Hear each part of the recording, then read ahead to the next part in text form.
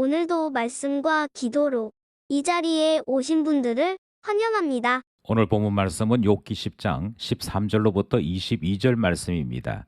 징벌 같은 고난 속에서 갈망하는 안식. 지금부터 본문을 읽겠습니다. 그러한데 주께서 이것들을 마음에 품으셨나이다. 이 뜻이 주께 있는 줄을 내가 아나이다. 내가 범죄하면 주께서 나를 죄인으로 인정하시고 뇌 죄악을 사하지 아니하시나이다.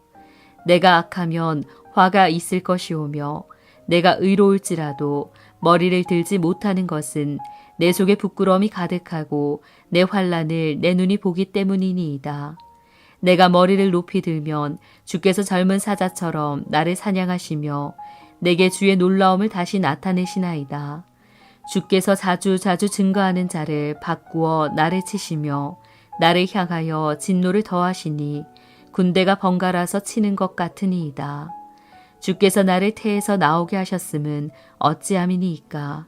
그렇지 아니하셨더라면 내가 기운이 끊어져 아무 눈에도 보이지 아니하였을 것이라.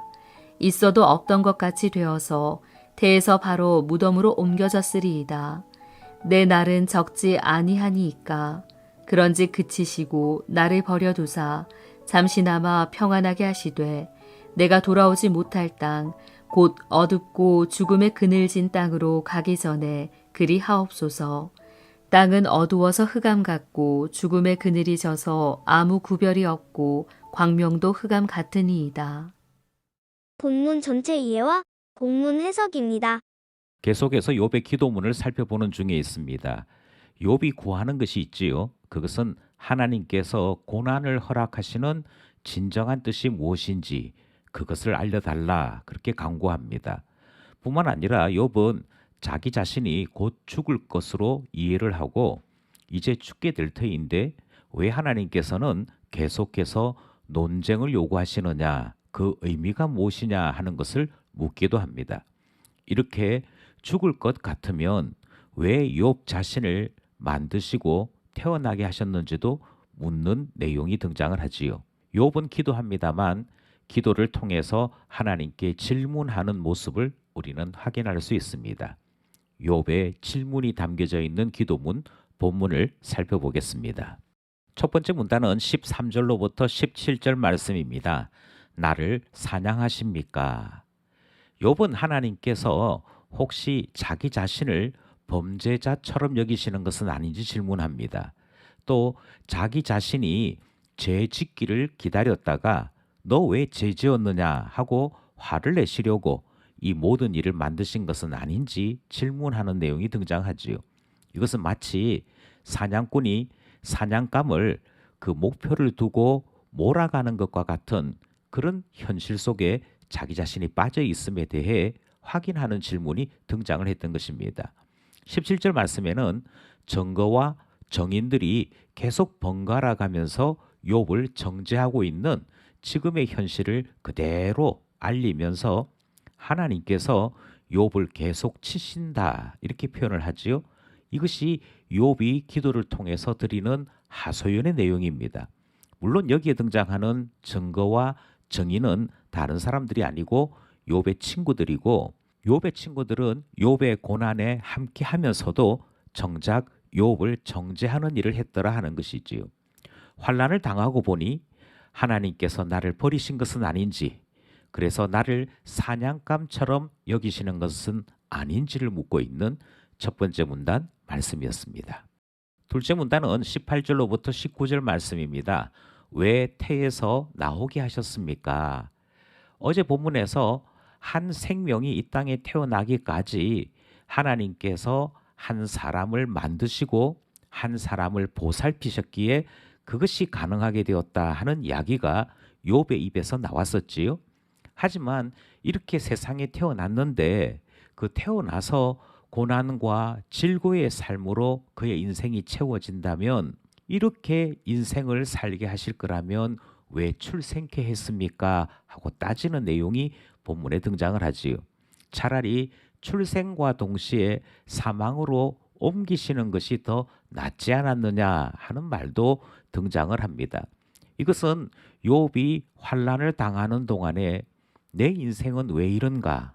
나는 왜 태어났는가를 질문하는 내용과 맥을 같이 하게 된 것이지요. 환난 당하고 보니 하나님은 왜 나를 태어나게 하셨는지 질문하는 둘째 문단 내용이었습니다. 마지막 셋째 문단은 20절로부터 22절입니다. 죽음을 직감합니다. 욥은 고난을 당하면서 회의적인 여러 생각들과 싸우고 있는 모습을 보게 되지요.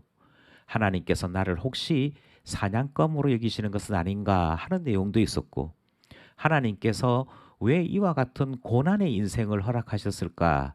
인생의 목적이 뭘까 하는 것에 대해 질문하는 것도 등장을 합니다. 이렇게 고난을 당하는 동안에 욥을 더 힘들게 했던 것은 소망이 사라지는 것이지요.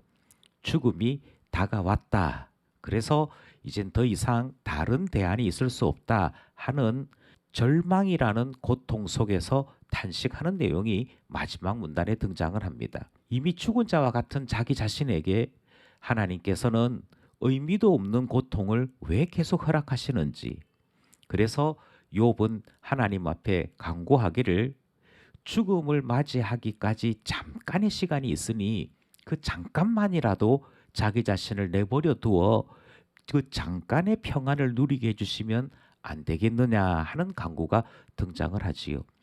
그만큼 욥의 고난은 말로 표현할 수 없는 것이었기에 잠깐의 평안이라도 간구하는 모습을 보게 되는 것이고요. 욥의 고통이 얼마나 극심한 것인지를 느끼게 되는 것이지요.